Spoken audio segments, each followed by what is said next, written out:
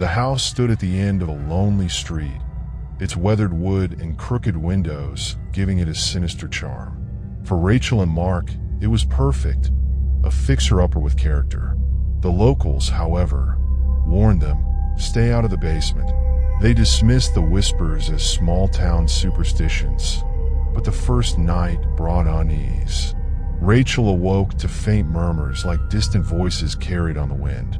Mark assured her it was just the house settling, but the whispers persisted, growing louder with each passing night. By the fourth evening, curiosity overpowered fear. Armed with a flashlight, they descended the narrow stairs into the basement.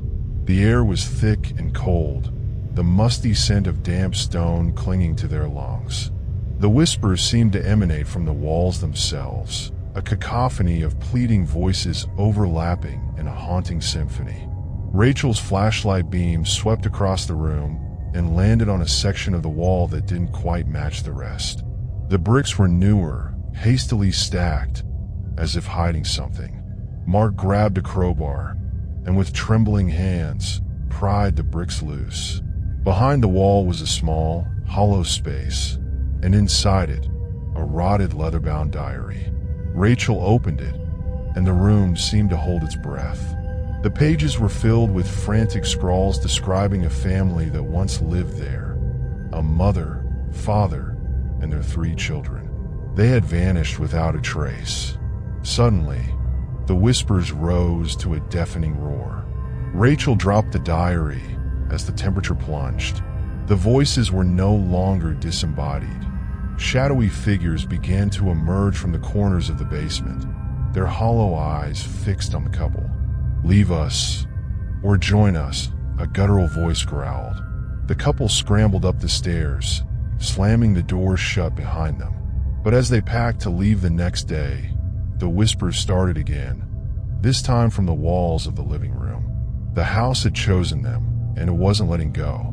Rachel and Mark had been warned. The old house they'd purchased on the edge of town had a dark reputation. Locals whispered about the cursed basement, but the couple dismissed it as nonsense until the first night. It started with faint murmurs. Rachel, half asleep, nudged Mark awake. "Did you hear that?" she whispered. Mark listened, but the house was silent, save for the occasional groan of its wooden frame. "It's just the wind," he mumbled and drifted back to sleep. The following night, the murmurs returned, clearer this time. They sounded almost like voices, low and insistent, but muffled, like someone speaking through a wall. Rachel couldn't sleep. She lay awake, staring at the darkened ceiling, her heart pounding. By the third night, the whispers had grown louder, almost conversational. She could pick out fragments of words. "Trapped," "Help us," "Don't ignore." They seemed to rise from beneath the floorboards, vibrating through the house. Mark tried to laugh it off, but the unease was evident in his eyes. Rachel decided to investigate. Clutching a flashlight, she tiptoed to the basement door. It creaked open, revealing steep stairs descending into a black void. The air that wafted up was damp and freezing, carrying with it a faint metallic scent. Mark called after her, "Don't go down there. Wait until morning." But Rachel couldn't shake the feeling that the voices were calling to her. As she placed one foot on the first step, the whispers grew louder, as if urging her forward. Mark reluctantly joined her, flashlight in hand. The deeper they descended, the more distinct the words became. They weren't just whispers, they were pleas.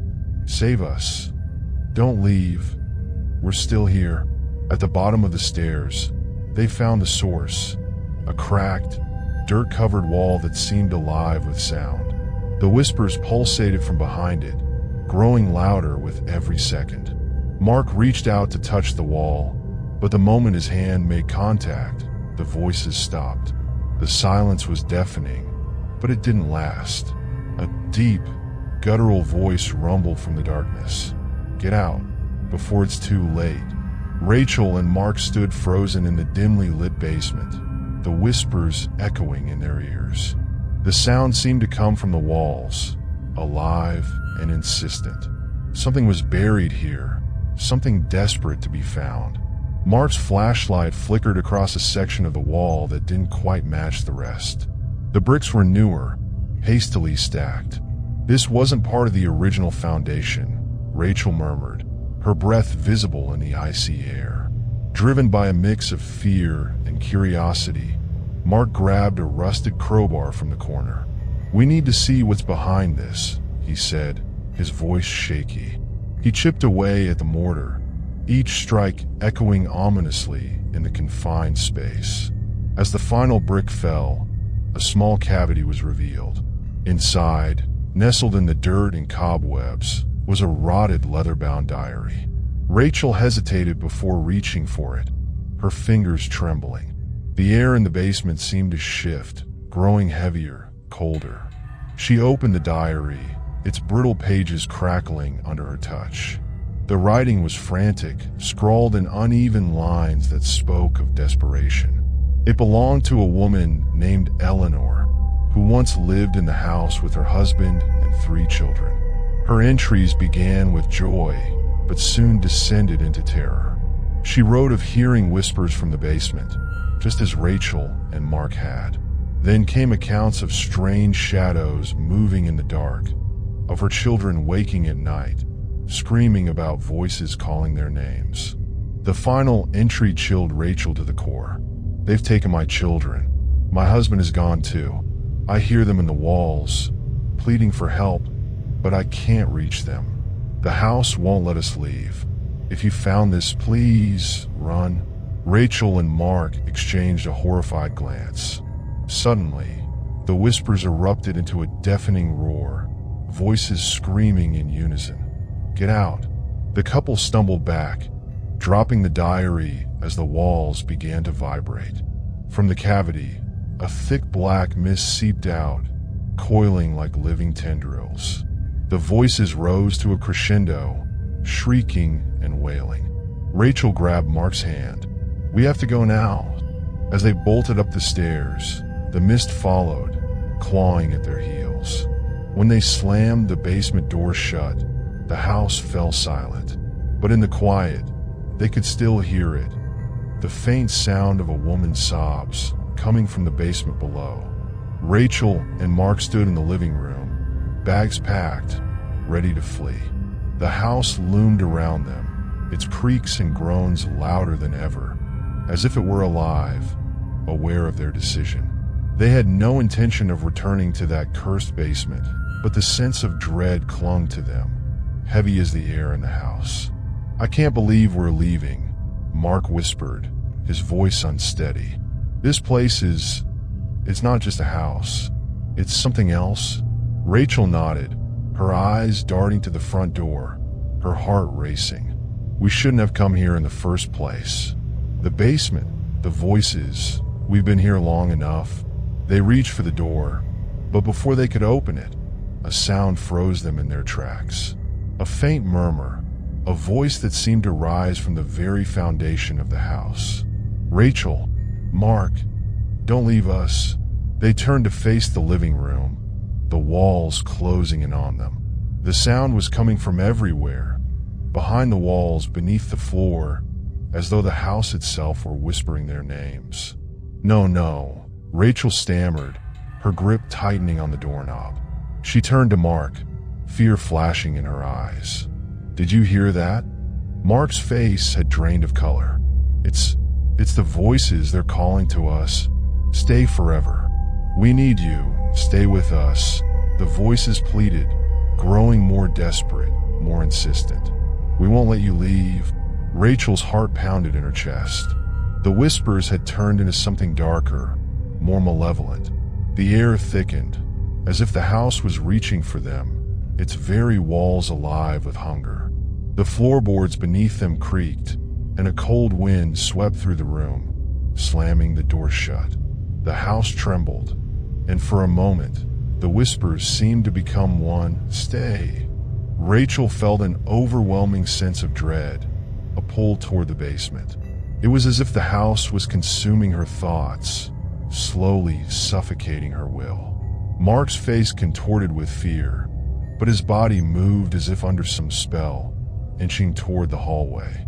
"Mark, no!" Rachel screamed, snapping him out of his trance. But it was too late. He took another step, and then another. The whispers had become too loud, too compelling. "Come, join us forever." Rachel tried to pull him back, but the grip of the house was too strong.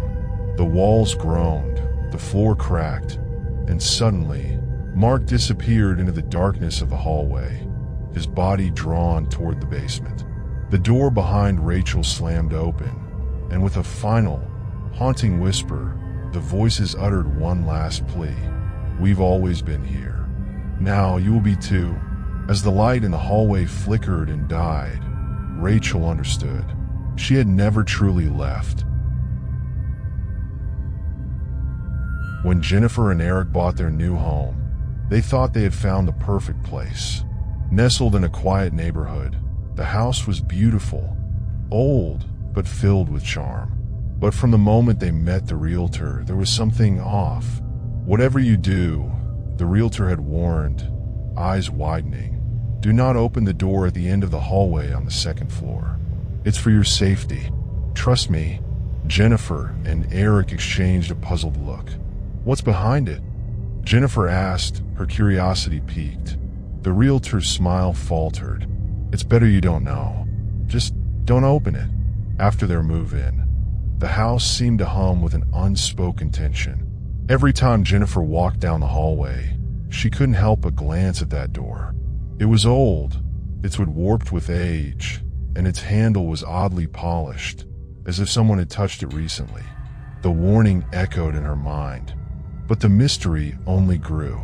That night, after Eric had fallen asleep, Jennifer found herself drawn to the second floor. The hallway was empty, the air thick with silence. The door loomed at the end, its presence heavy, almost suffocating. She touched the handle, her pulse racing in her throat. Just as her fingers brushed the cold metal, she heard a faint sound, like someone whispering her name. "Jennifer." The voice was soft, soothing, almost coaxing. Her hand trembled as she twisted the handle. The door creaked open, revealing nothing but darkness beyond. But that darkness, it felt alive.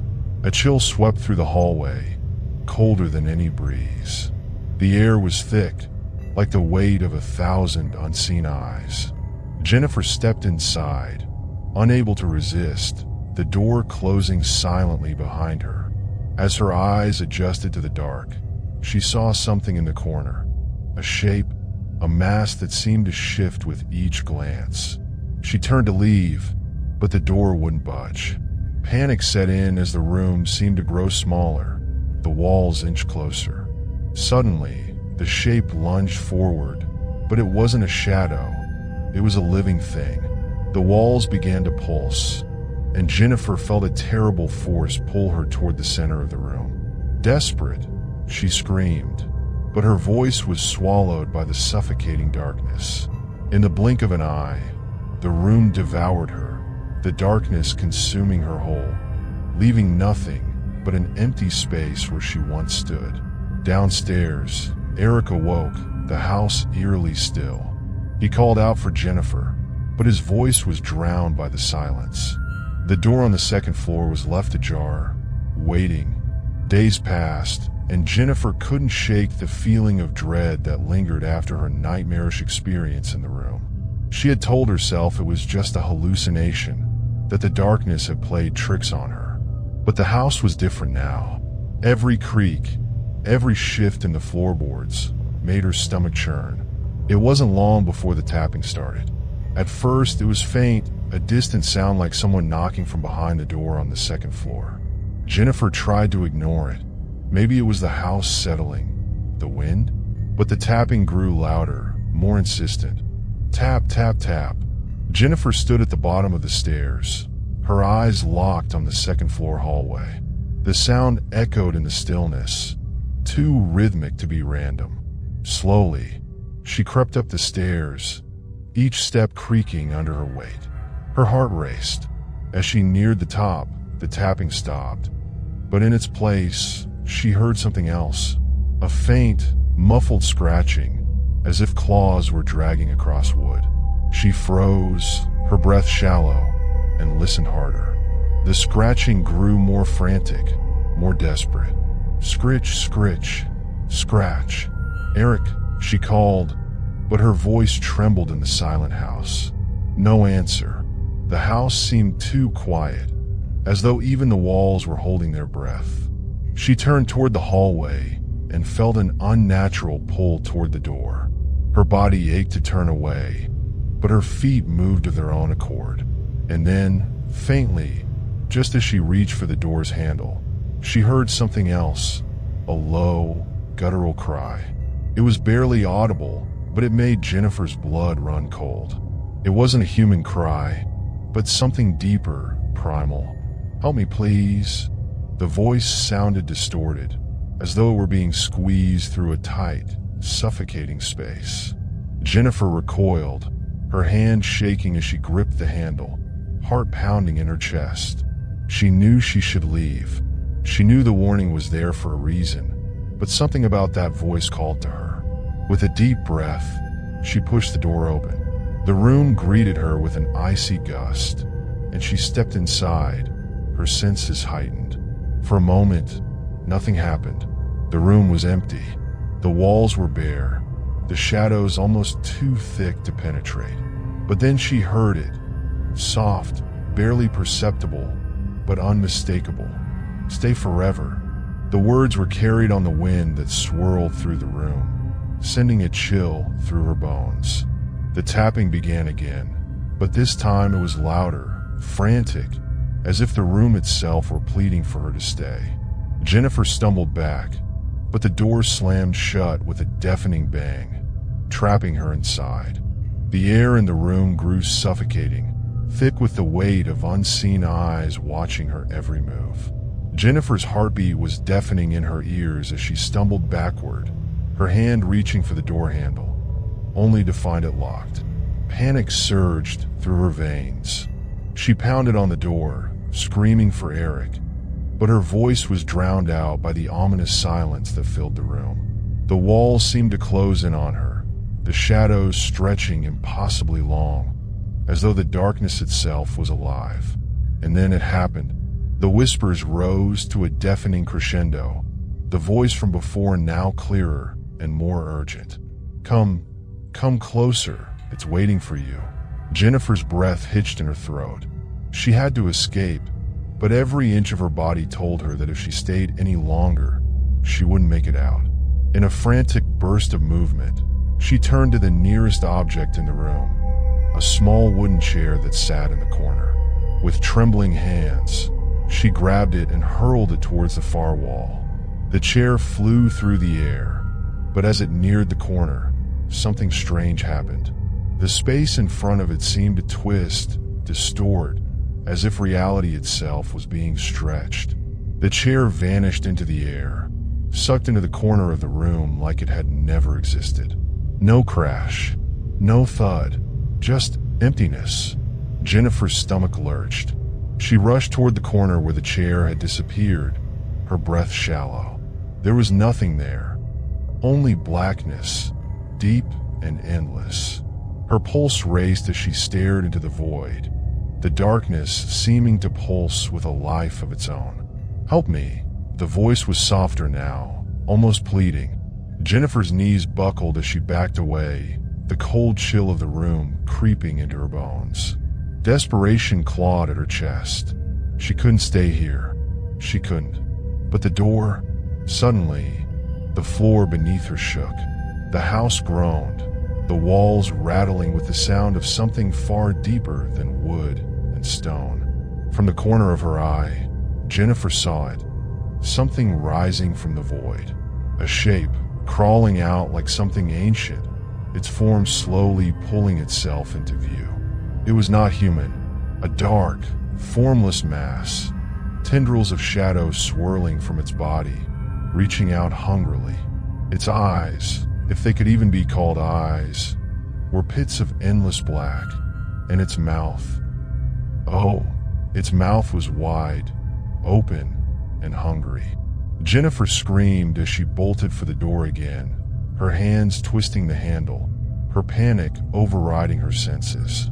The door finally gave way, but as she stumbled out into the hallway, she heard the voice once more.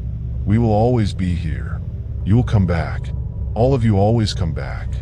Behind her, the door slammed shut with a deafening thud, and in the silence that followed, Jennifer realized the room would never let her leave. Jennifer's heart hammered in her chest as she stumbled down the hallway, her mind clouded with panic. The door to the cursed room was still behind her, its twisted whispers haunting her ears. She couldn't leave, not after what she had seen, what she had felt. The shadows in that room were alive, pulling at her very soul. Determined to put an end to this madness, she rushed to the basement, desperate to find something, anything, that could seal the room shut, keep whatever was inside from reaching her again. She grabbed a hammer, some nails, and a length of thick rope, her hands shaking uncontrollably. Her breath came in ragged gasps as she made her way back up to the second floor, every step a struggle against the growing sense of dread that clawed at her insides. At the door, she paused. The house was deathly still now, but she could still feel the pull of the room, its malevolent energy tugging at her. She tried to ignore it, tried to focus on the task at hand. She had to shut it out. She had to shut it away. With trembling hands, Jennifer pounded the nails into the frame of the door, sealing it shut. She wrapped the rope tightly around the doorknob and tied it in a knot that she prayed would hold. Finally, she stood back, her chest heaving, staring at the now-locked door with a sense of grim satisfaction. It's over, she thought, but just as she turned to leave, she heard it, a whisper, soft and drawn out, like a distant sigh. Jennifer, her blood turned cold. No, not again. She spun around, the door still sealed, but the air around her began to tremble. The walls seemed to stretch and breathe. The shadows, darker than before, coiled around her feet, pulling her back toward the room. The whispers grew louder, more insistent, until they became a roar of voices, echoing in her ears. "You can't escape. You're already ours." Jennifer tried to run, but her legs felt heavy, as though the house itself was holding her in place. She struggled, gasping for air, but it was no use. Slowly, she was drawn back toward the door, her body moving against her will. With a horrifying realization, she understood what was happening. The room wasn't just a place. It was a living thing, and it didn't just want her, it needed her. Stay forever. The darkness surged, engulfing her in a cold, suffocating wave. Her screams echoed, but they were swallowed by the black void that now surrounded her. As her vision blurred, she heard something that sent chills down her spine. A voice, distorted and echoing, from somewhere far away. It was her own voice. "Help me." The room acclaimed her. Jennifer was lost to the shadows, swallowed by the very darkness she had tried to seal away. And as the house stood in quiet silence, the door that had once been sealed now stood wide open, waiting for the next soul to come.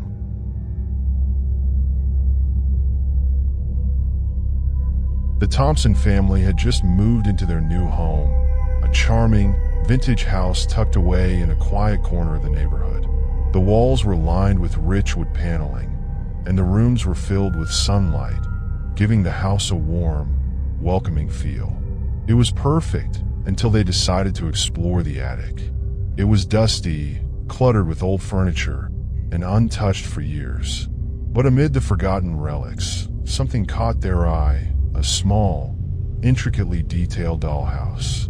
At first glance, it appeared to be a beautiful antique, the kind you'd expect to see in a museum. It was an exact replica of their own home, right down to the tiniest details. The windows, the staircase, even the little wallpaper patterns on the walls.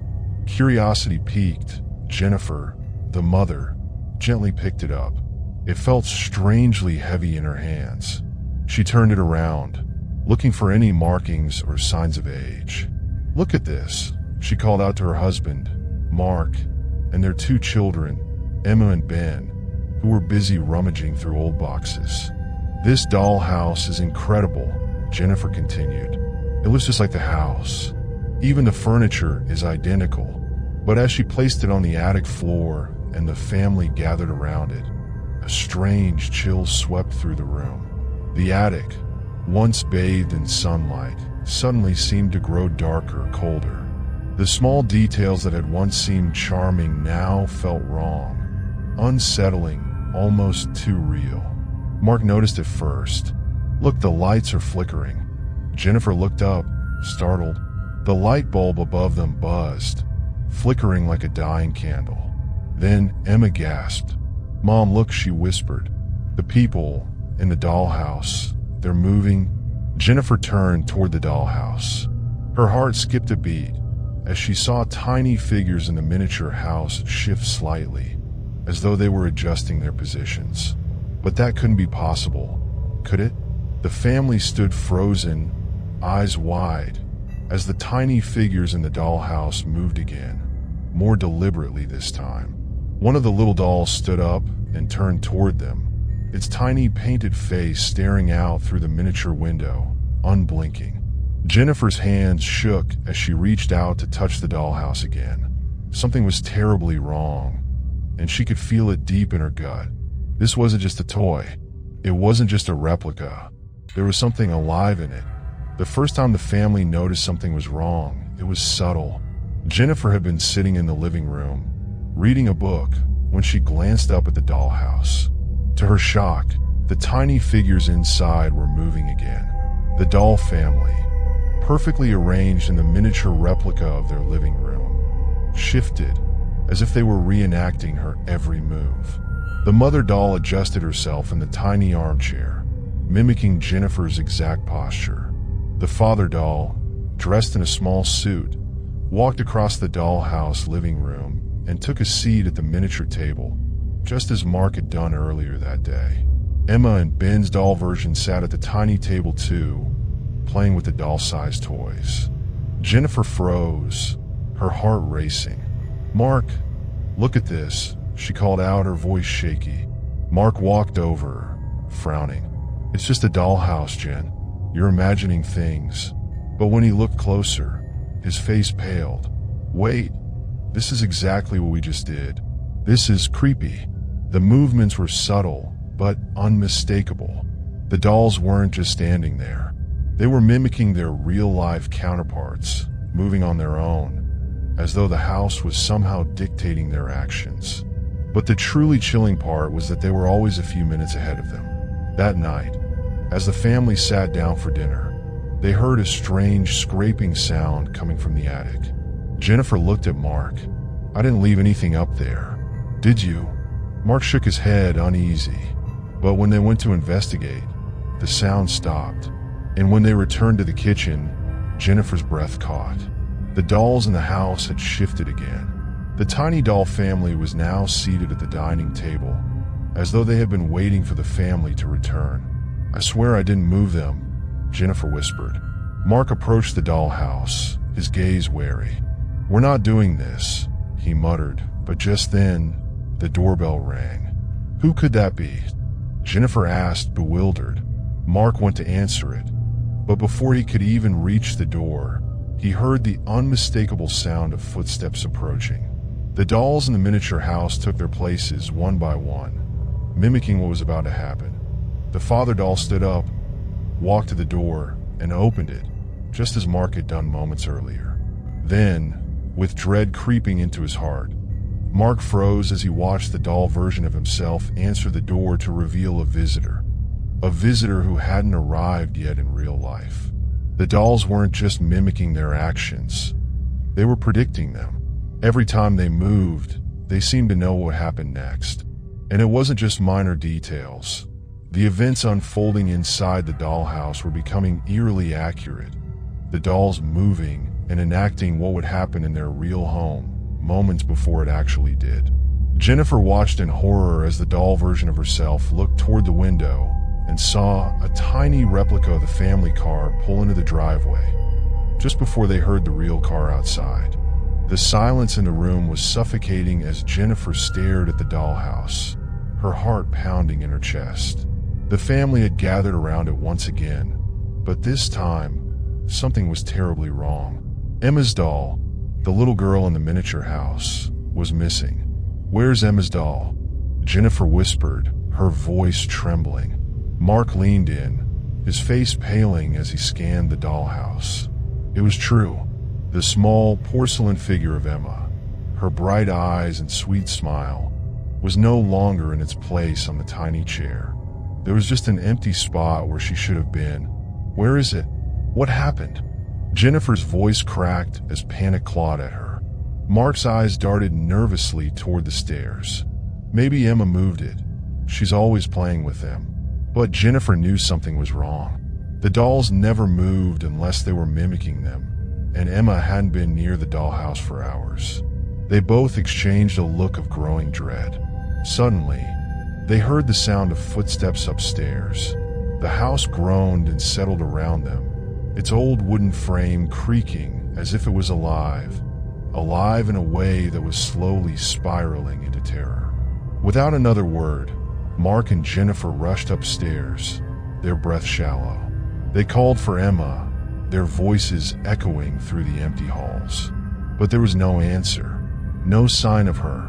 Frantically, they searched every room, their hearts racing with every passing second. Mark threw open Emma's bedroom door, but the room was empty, save for the dollhouse sitting quietly on the shelf, its figures unmoving. "Emma!" Jennifer screamed, her voice breaking as she rushed to the attic door. She swung it open, her hands shaking uncontrollably as she scanned the dark space. But nothing was there. The attic was eerily still, the air thick with the smell of dust and old wood. Yet, there was an undeniable chill in the air, one that seemed to crawl under her skin. They turned back, both of them now in a cold sweat. Something wasn't right. The house felt different, heavier, like it was closing in on them. Then, they heard it, a soft, faint whisper coming from the dollhouse. "Help me." Jennifer froze, her blood running cold. She turned toward the sound, dread coursing through her veins. She glanced back at Mark, who was already looking at her in horror. Slowly, they both approached the dollhouse, their steps hesitant, as if the room itself was holding them back. And then they saw it. Inside the dollhouse, where Emma's doll had once been, there was now a new figure, a small, lifeless porcelain replica of Emma herself, sitting in the exact spot where the doll had been missing. Jennifer's stomach lurched. She reached out to touch the doll, but just as her fingers brushed the cold porcelain, the room seemed to shift. The air grew thick, the temperature dropped. The whispers intensified, now surrounding them in a chorus of pleading voices. Then, from behind them, they heard the softest of footsteps. "Emma!" Jennifer gasped, spinning around. But it wasn't Emma. It was something else. A shadow, dark and formless, drifted toward them, its presence suffocating. The dollhouse had claimed her. The room had come alive, and now, so had the darkness within it. The shadows that filled the room seemed to close in around them, heavy and suffocating. Jennifer and Mark could barely breathe as the oppressive air thickened, their hearts pounding in their chests. The whispers from the dollhouse grew louder, almost like a chant, each word slithering through the walls, growing more desperate by the second. Suddenly, the world around them began to distort, the edges of their vision blurring. Mark reached out, grabbing Jennifer's arm, trying to steady her, but it was as if the house itself was turning inside out. The familiar walls of their home warped, melting into strange, unfamiliar shapes. The once comforting, creaky wooden floors seemed to rise and twist into a maze of angles that defied all sense of reality. Jennifer looked down at the dollhouse again, her eyes widening in terror as she saw it. Her family, now miniaturized, sitting in the very spot where the dolls once were. She was trapped inside the dollhouse. "Mark, what's happening?" she whispered, her voice barely audible over the overwhelming noise of whispers. She could feel her body growing smaller, her limbs stiffening. Mark's eyes filled with panic as he tried to pull her away, but it was no use. The room had become a prison of shifting walls and distorted reality. And then, in a moment of pure horror, Jennifer realized the truth. They weren't in their house anymore. The dollhouse was now their world. She looked around frantically. The miniature furniture, her own living room, now a towering, looming structure, seemed so real yet impossibly small, like a mockery of their former home. The porcelain figures of themselves, Jennifer, Mark, Emma, and even little Ben, were now sitting in the dollhouse, lifeless and frozen. But when she looked beyond the confines of the miniature world, she saw the unimaginable. Through the tiny windows of the dollhouse, she saw a new family walking into the real house. They were moving in, unpacking boxes, arranging furniture, completely unaware of the dark, twisted reality lurking within the walls. The house that had once been theirs was now theirs, a new chapter unfolding, while the Thompsons were trapped in a nightmare from which they could never escape. Jennifer screamed in horror, but her voice was drowned out by the laughter of the dollhouse, the walls closing in on them as they were forced to watch, forever prisoners in the very house they once called home. And as the new family settled into their new life, the dolls in the house, now eerily lifelike, watched silently, waiting for the day they too would become part of the house's collection.